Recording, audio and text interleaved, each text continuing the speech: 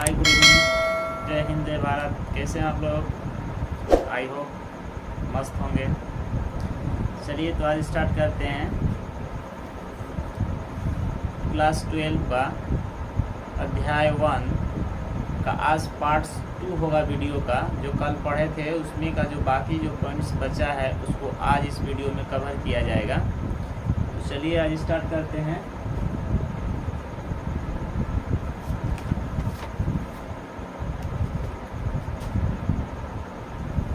इस वीडियो में हम जानेंगे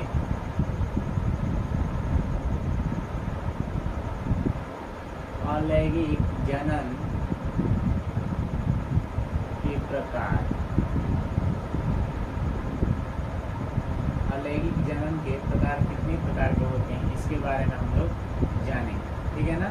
तो इसमें का जो पहला पॉइंट था, ठीक है ना, इसमें का जो पहला पॉइंट था जो विखंडन था वो मैं कल बता दिया, ठीक है ना। जो विखंडन था, ये विखंडन, इसको मैं कल वाले वीडियो में इसको मैं समझा दिया था, ठीक है ना। अब इसके बाद वाले जो पॉइंट्स बचे हैं उसको इस वीडियो में कवर किया जाएगा, ठीक है ना। तो चलिए इसके बाद वाला जो पॉइंट्स आएगा वो क्या होगा? मुकुलन होगा। 2 नंबर में क्या होगा? मुकुलन।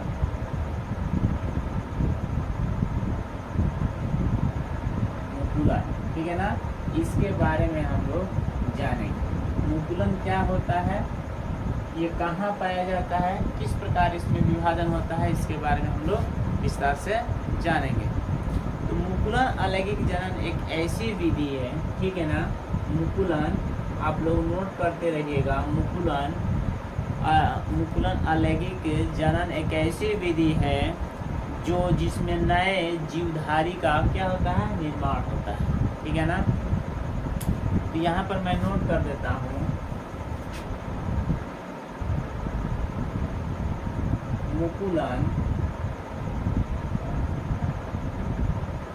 मुकुलन एक ऐसी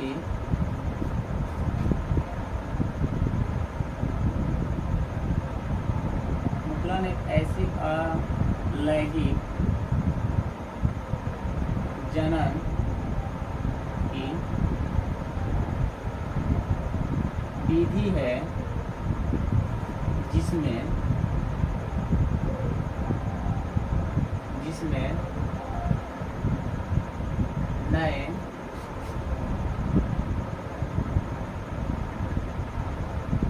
नए जीवधारियों का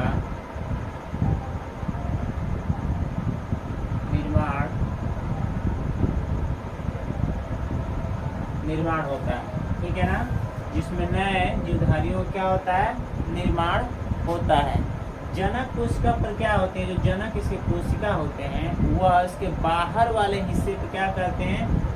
वो इसके बाहर जो हिस्सा होता है, ठीक है ना, उस पर वृद्धि करते हैं, ठीक है ना। जनक के जो बाहर वाले हिस्से होते हैं उस पर क्या करते हैं? वृद्धि करते हैं। कलिका पे क्या करते हैं? वृद्धि करते हैं, ठीक है ना। और ये क्या करते हैं? उसी के रूप में निर्माण करते हैं, ठीक है ना। तो इसको लिखेंगे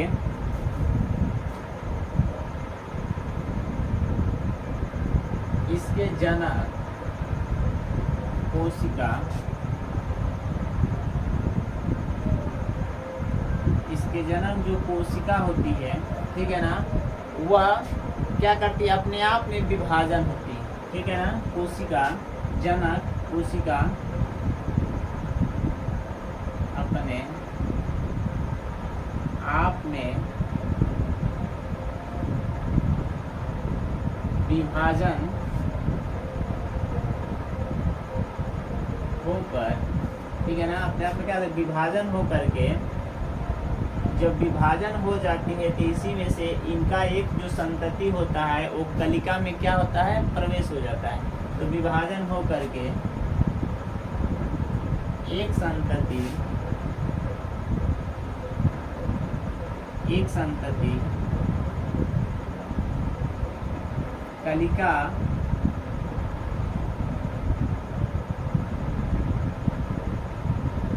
कलिका में पूर्ण रूप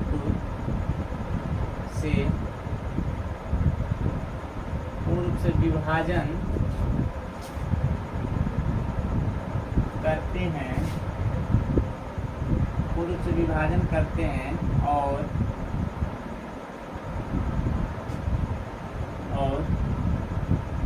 पूर्व संरचना से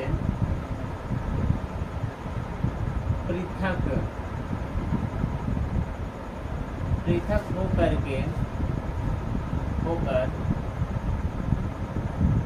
अपना जीवन यापन करते, ठीक है ना। ये चीज आप लोग को समझ में आया। देखिए इसको पूरा मैं नोट्स कर दिया हूँ ताकि आप लोगों को समझने और लिखने में किसी भी प्रकार का दिक्कत का सामना न करना पड़े।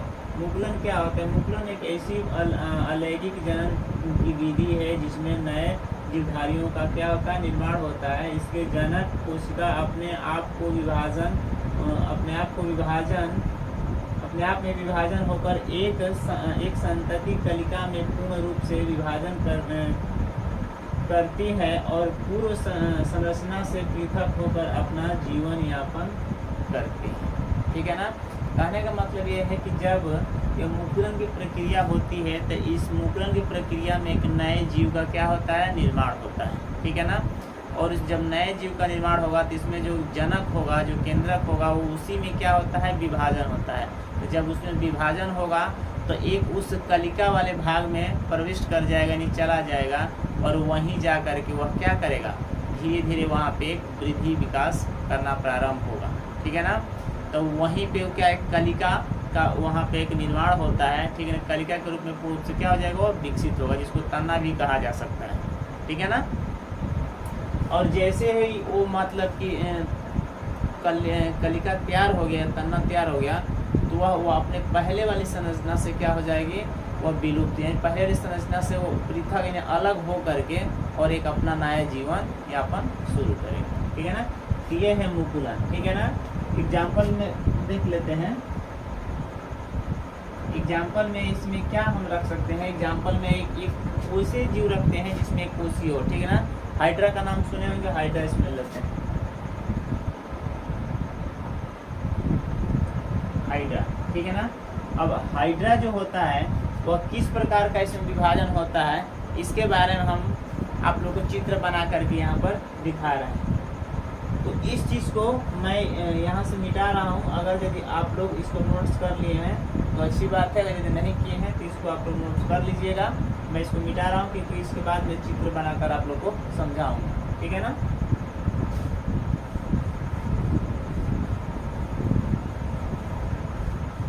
थोड़ा सा ही बस हटाए हैं, यहाँ चित्र हमारा जो है वो आ जाएगा, ठीक है ना। चलिए हाइड्रा के हम चित्र बनाते हैं।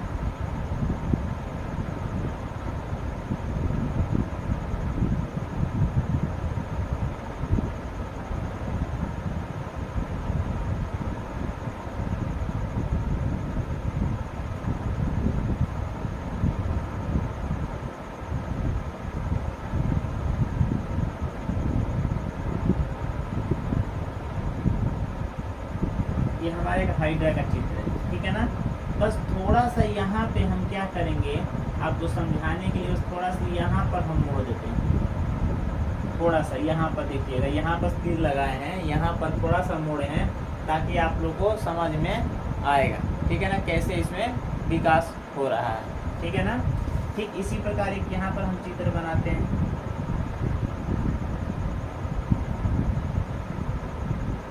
फिर एक यहाँ पर हम बनाएंगे,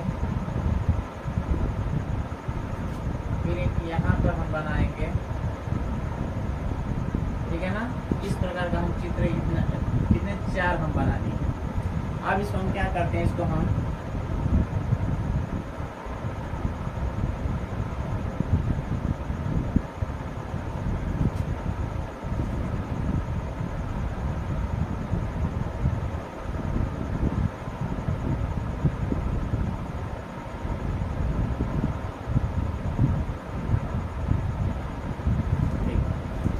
इसको बारी बारी हम यहाँ से थोड़ा सा पॉइंट वाइज किए हैं ताकि आप लोगों को समझ में आएगा। अब इसमें जब हम जाएंगे तो इसमें क्या करेंगे, इसमें देखिए किस प्रकार ब्रीदिंग होता है, इसके बारे में हम समझते हैं।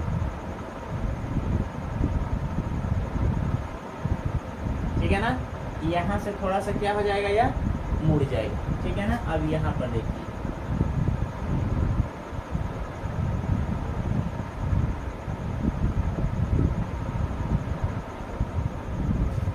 थोड़ा सा यहाँ से क्या होगा, वृद्धि होगा। ठीक है ना, अब यहाँ पर हम देखेंगे, यहाँ से वृद्धि हो गया। अब यहाँ पर चलते हैं,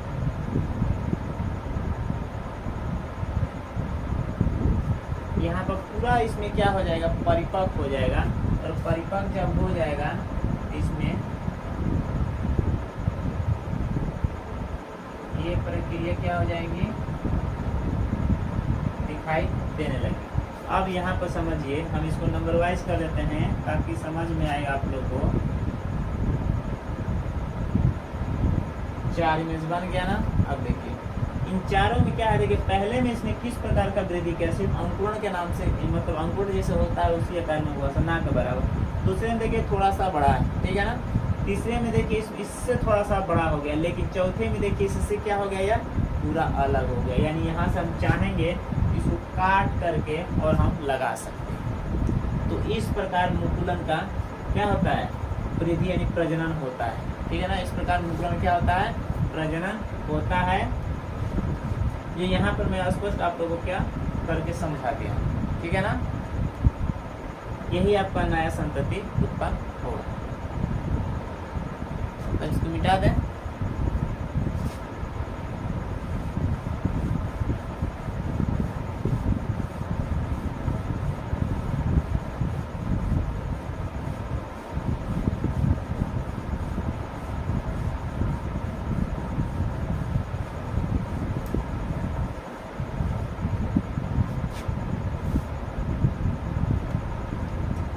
तीसरे में जो आएगा वो क्या आएगा, 3 नंबर में जो होगा बीजाणु, बीजाणु जनन। ठीक है ना, बीजाणु जनन किसे कहते हैं, इसके बारे में जान लेते हैं। बीजाणु 2 प्रकार के होते हैं। ठीक है ना, पहले इसके बारे में पॉइंट वाइज हम क्या करते हैं, जानते हैं। उसके बाद हम जानेंगे कितने प्रकार के होते हैं। और बीजाणु जो होता है कहाँ पाया जाता है, बायोफाइटा जो पादप होता है ना उसमें पाए जाते हैं। किसमें पाए जाते हैं, बायोफाइटा।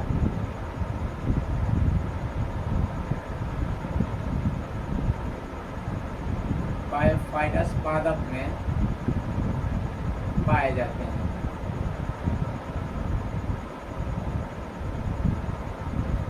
ठीक है ना, इसमें बायोफाइटा है जो पादप होता है, प्लांट्स होता है, उसमें क्या होते हैं, पाए जाते हैं। इनके जो बीजाणु होते हैं इनकी संरचना बहुत छोटी होती है। इनकी जो संरचना होती है,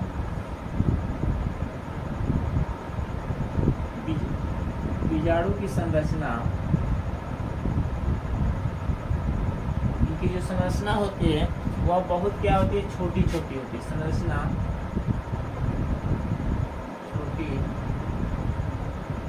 छोटी छोटी होती। ठीक है ना, इनकी जो संरचना होती है क्या होती है, छोटी छोटी होती है। इसीलिए इनको क्या होता है, इनको देखने या समझने में थोड़ी कठिनाइयाँ होती हैं। ठीक है ना, बीजाणु जो होता है इसका निर्माण कहाँ होता है, बीजाणु धानी में होता है। ठीक है ना, किसके, बायोफाइटा के बीजाणु धानी में होता है। बीजाणु का निर्माण, बीजाणु होता है उसका निर्माण कहाँ होता है, बीजाणु धानी में होता है।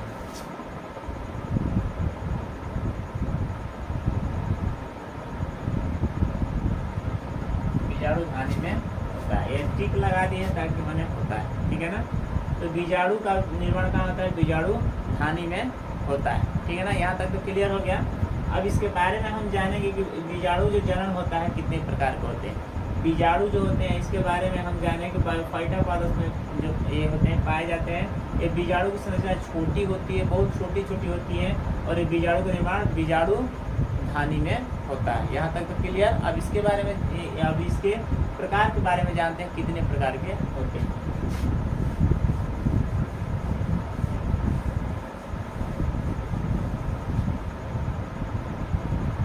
तो ये कितने प्रकार के होते हैं? 2 प्रकार के होते हैं। एक चल बीजाणु होता है,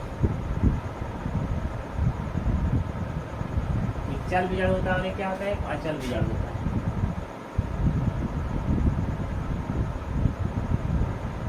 एक चल बीजाणु होता है और एक अचल बीजाणु होता है। तो पहले जानते हैं चल बीजाणु के बारे में, तब जानेंगे अचल बीजाणु के बारे में, ठीक है ना। यह एक कोशीय होती है, तो जानते हैं कि कैसा होता है, यह एक कोशीय होता है, ठीक है ना। एक कोशीय बीजाणु होते हैं।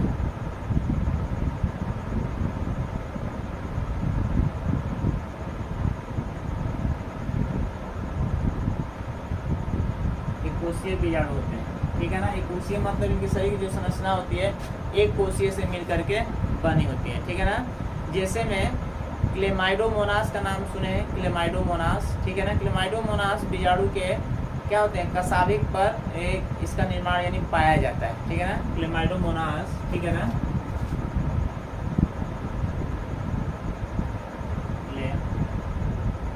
क्लेमाइडोमोनास, क्लेमाइडोमोनास के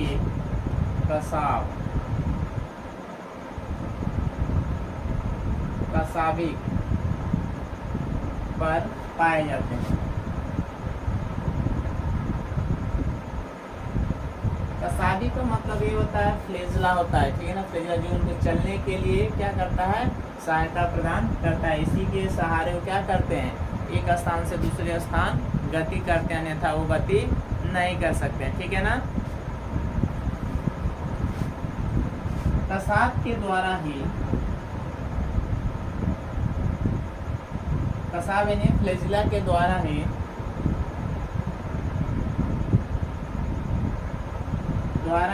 क्या करते हैं?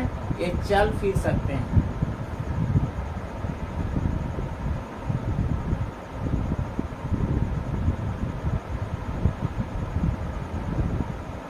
चल फिर सकते हैं, कसाब के द्वारा ही चल फिर सकते हैं, ठीक है ना। अगर ये कसाब नहीं रहेगा तो ये चल फिर नहीं सकते हैं, एक स्थान से दूसरे स्थान मतलब कि नहीं चल सकते। जैसे हम लोग हैं तो हम लोग को चलने के लिए हम लोग के पास क्या होता है? पैर होता है। तो पैरों से हम क्या करते हैं? एक स्थान से दूसरे स्थान गति कर सकते हैं। ठीक उसी प्रकार हम लोग को चलने के लिए फ्लेजिला होता है, जो कि एक स्थान से दूसरे स्थान क्या करते हैं? गति कर सकते हैं। बाकी जो इनकी उत्पत्ति होती है, उत्पत्ति इनकी कहाँ होती है? उत्पत्ति जो होती है जैसे एक जल जो होता है, जल या नमी वाले स्थान पे ये क्या होता है? इनकी उत्पत्ति होती है। इनकी उत्पत्ति नमी तथा जल वाले स्थान, जल वाले स्थान पर क्या होते हैं? इनकी उत्पत्ति होती है, यानी उसी स्थान से क्या करते हैं? इनका निर्माण होता है, वहीं से उत्पत्ति ये होते हैं, ठीक है ना। चल बीजाणु, तो हम लोग जान गए कि चल बीजाणु क्या होता है, ठीक है ना। ये कोशीय बीजाणु होते हैं। क्लेमाइडोमोनास के जो कसाब पर क्या ये पाए जाते हैं, और कसाब के द्वारा ही एक स्थान से दूसरे स्थान चल फिर सकते हैं, हिल सकते हैं, और इनकी उत्पत्ति नमी यानी जल वाले स्थान से होती है, ठीक है। तो ये आप लोग को पता चल गया कि चल बीजाणु क्या है। अब जानेंगे अचल बीजाणु के बारे में।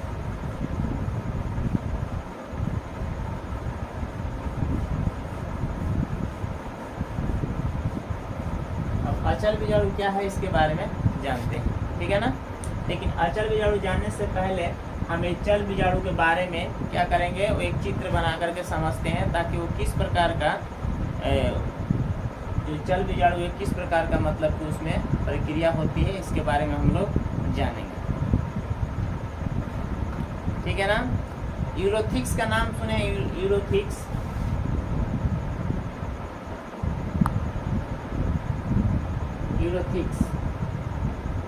यूरोथिक्स जो होता है इसमें किस प्रकार का प्रजनन होता है, और इसमें किस प्रकार के प्रजनन होने के बाद जो प्रक्रिया होती है, इसके बारे में हम जानते हैं एक एग्जाम्पल लेकर के, ठीक है ना। यूरोथिक्स मतलब क्या होता है? जो शैवाल होता है, ठीक है ना। चल बीजाणु होते हैं, शैवाल होते हैं, ठीक है ना। तो देखिए इनमें किस प्रकार का होता है। ये कुछ इस आकार के होंगे, ठीक है ना। यहाँ से हम क्या करते हैं? इसको बांट देते हैं, ठीक है ना। यहाँ से क्या क्या करेंगे, हम बांट देते हैं। इनका अलग अलग कैटेगरी हम कर देते हैं, यानी इसको हम अलग अलग कैटेगरी कर दिए, ठीक है ना। 1 2 3 टेबल हम बना दिए, ठीक है ना। अब इनमें हम क्या करेंगे, देखिए यहाँ पे डबल डबल हेलिक्स कर देते हैं, डबल डबल हेलिक्स कर देते हैं यहाँ पे, ठीक है ना। अब इनमें हम क्या करते हैं, इनमें जो होता है, जो बीजाणु होता है, किस प्रकार का बीजाणु इनमें दिखाई देता है उसके बारे में हम लोग समझते हैं, और किस प्रकार इसमें से जो बीजाणु मतलब कि चल जो होते हैं निकल करके गति करते हैं उसके बारे में भी जानेंगे। तो देखिए यहाँ पर हम इसको इस आकार में बंद कर देते हैं। एक दूसरे से क्या रहेंगे, ये जुड़े रहेंगे, एक दूसरे से क्या रहेंगे, ये जुड़े रहेंगे, ठीक है ना।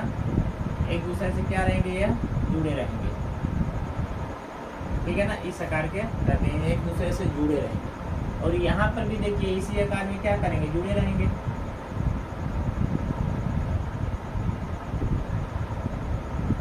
ठीक है ना। एक दूसरे से क्या ये जुड़े रहेंगे, लेकिन यहाँ पर जो रहेंगे तो क्या करेंगे, इसमें यहाँ पर भी जुड़े रहेंगे, लेकिन यहाँ पर अधिक होने के कारण ये क्या करेंगे, ये बाहर की तरफ निकलना प्रारंभ कर देंगे। और जब यहाँ से बाहर निकलेंगे तो बाहर जब निकलना प्रारंभ कर देंगे तो यहाँ पर आ जाएंगे, इस आकार में कुछ रहते हैं।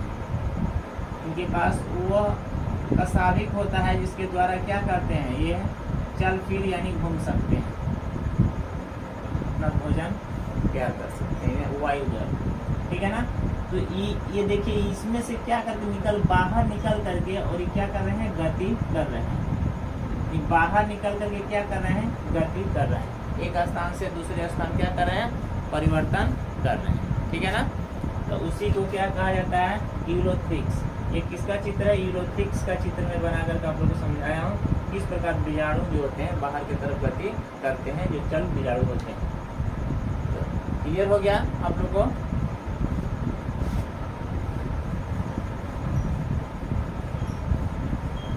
चलिए अचल बीजाणु के बारे में समझते हैं। अचल बीजाणु क्या होते हैं इसके बारे में समझते हैं। अचल बीजाणु यहाँ से हम लेकर के आते हैं ताकि यहाँ से लिखने में कोई दिक्कत नहीं होगी, आप लोगों को समझने में कोई दिक्कत नहीं होगा, ठीक है ना। अचल बीजाणु में समसूत्री विभाजन होता है, याद रखिएगा। अचल बीजाणु में समसूत्री विभाजन होता है। जो अचल बीजाणु होते हैं उनमें क्या होता है, समसूत्री विभाजन होता है। और यह एक कोशीय तथा दम सूक्ष्म होते हैं, ठीक है ना। एक कोशीय तथा सूक्ष्म होते हैं। क्या होते हैं, सूक्ष्म होते हैं, कोशीय भी होते हैं, और इतने बारीकी होते, इतने छोटे होते हैं कि आंखों से दिखाई नहीं देते हैं, ठीक है ना। इनके पास कसाविक नहीं होता जो चल फिर नहीं सकते। अगर यदि कसाविक नहीं होगा तो ये चल फिर नहीं सकेंगे। तो ये अचल मतलब क्या, चल फिर नहीं सकने वाले हैं। इनके पास क्या होगा, कसाविक नहीं होगा, कसाविक नहीं पाया जाएगा। यानी कसाविक रहेगा तो चल फिर सकते हैं, अगर नहीं होगा तो चल फिर नहीं सकते हैं, ठीक है ना। इनका जो प्रकीर्ण होता है किसके द्वारा, तो वायु के द्वारा होता है। प्रकीर्ण क्या होता है, वायु के द्वारा होता है। इनका जो प्रकीर्ण होता है वायु के द्वारा होता है, ठीक है ना, वायु के द्वारा। तो प्रकीर्ण का अर्थ वो होता है कि एक ऐसा पौधा, एक ऐसा पादप जिसमें क्या होते हैं, इसके जो बीजांड जो बीज होते हैं वो किसी वायु के द्वारा या किसी के द्वारा मतलब कि एक स्थान से दूसरे स्थान जाना। अगर यदि नहीं जाते हैं तो उसी स्थान पे अगर यदि वो सारे बीज मतलब गिर जाते हैं, और जब वहाँ पे जो पौधे निकलेंगे तो उनको परिपक्व जो भोजन होता है, पोषक तत्व होता है, वो उनको प्राप्त नहीं हो पाएगा, क्योंकि उनकी वृद्धि में रुकावट हो जाएगी। क्योंकि एक पास में अगर यदि लाखों बीज निकलते हैं तो वहाँ पे उतना पोषक तत्व देना असंभव की बात है, क्योंकि वहाँ उतना पोषक तत्व मिलेगा कहाँ से, ठीक है ना।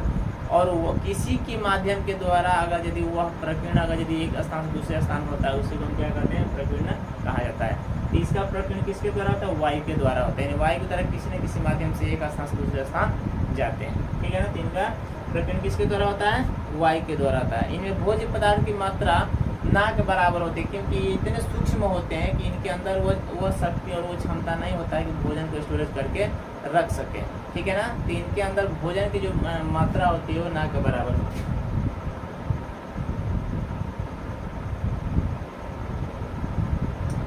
भोजन की मात्रा ना के बराबर होती है, हाँ भी कह सकते हैं ना भी कह सकते हैं, यानी ना थोड़ा बहुत होता है, इसीलिए यहाँ पर हम दोनों टिक लगा दिए। ठीक है ना, भोजन की मात्रा ना के बराबर होती है। ठीक है ना,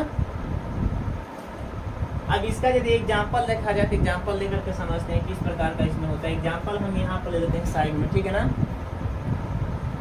एग्जाम्पल में हम किसको लेंगे, राइजोपस। राइजोपस का आप लोग नाम सुने होंगे। राइजोपस जो होता है उसका हम क्या करेंगे, उसका चित्र बना करके और समझेंगे किस प्रकार राइजोपस का मतलब कि क्या होता है, निर्माण होता है। ठीक है ना, उसके लिए हम टेबल बनाते हैं।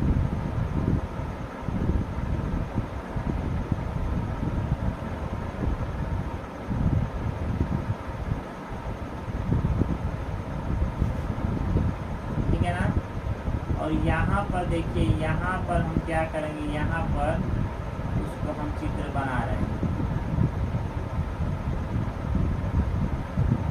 ठीक है ना, कुछ इस आकार में रहते हैं, ये कुछ इस आकार में रहते हैं। ठीक है ना, इस आकार में दिखाई देंगे। और यहाँ पर देखिए, यहाँ पर एक जो होगा ये कुछ इस आकार में रहेगा, लेकिन एक दूसरे से क्या रहेंगे, एक दूसरे से जुड़े रहेंगे, यानी एक दूसरे से क्या रहेंगे, ये जुड़े रहेंगे। ठीक है ना, तो कहने का मतलब ये होता है कि इनमें जो होगा, यहाँ पे जो मतलब बीजाणु होंगे, यहाँ पर जिस आकार में बीजाणु होंगे बहुत बारीकी होते हैं, ना के बराबर, यानी दिखाई नहीं देते, इतने छोटे होते हैं कि हम लोग देख नहीं पाते हैं। ठीक है ना, हम लोग क्या करते हैं, इनको देख नहीं पाते हैं। ठीक है ना, तो इस प्रकार से राइजोपस का जो बीजाणु होता है, इस प्रकार का एक प्रकीर्णन जो वायु के द्वारा होता है, एक स्थान से दूसरे स्थान। अगर यदि यही जो बीजाणु है वो यदि यहीं पर गिर जाएंगे तो कम से कम लाखों इसमें बीज मतलब कि होते हैं, तो यदि लाखों बीज यहाँ पर गिर जाएंगे तो जिस स्थान पर गिरेंगे क्या उस स्थान पर वो पौधे विकसित हो पाएंगे, कभी नहीं हो पाएंगे। तो इसीलिए किसी न किसी माध्यम से ये क्या करते हैं, एक स्थान से दूसरे स्थान प्रकीर्णन करते हैं। आई होप कि ये पॉइंट क्लियर हो गया होगा आप लोग को।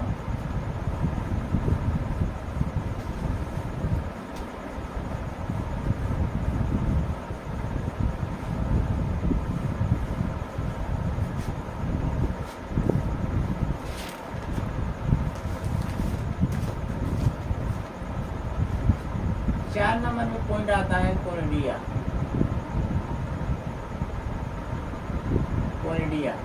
ठीक है ना, कोनिडिया, इसके बारे में जानते हैं कि इसके बारे में कोनिडिया क्या चीज होता है। ठीक है ना, कोनिडिया जो है ये अचल बीजाणु में ही देखे जाते हैं, क्योंकि इनके पास भी कसाबिक नहीं होती है, चल फिर नहीं सकते हैं। ठीक है, इसीलिए इनको क्या कहा जाता है, अचल बीजाणु कहा जाता है।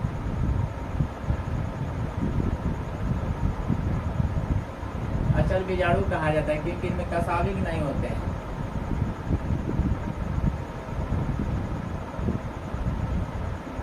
कसाबिक नहीं होते हैं, इसीलिए इनको अचल बीजाणु कहा जाता है। ठीक है ना, इनको हम दूसरी भाषा में कोनिडियोफोर भी कहते हैं। इनको दूसरे शब्द में क्या कहते हैं, कोनिडियोफोर कहते हैं।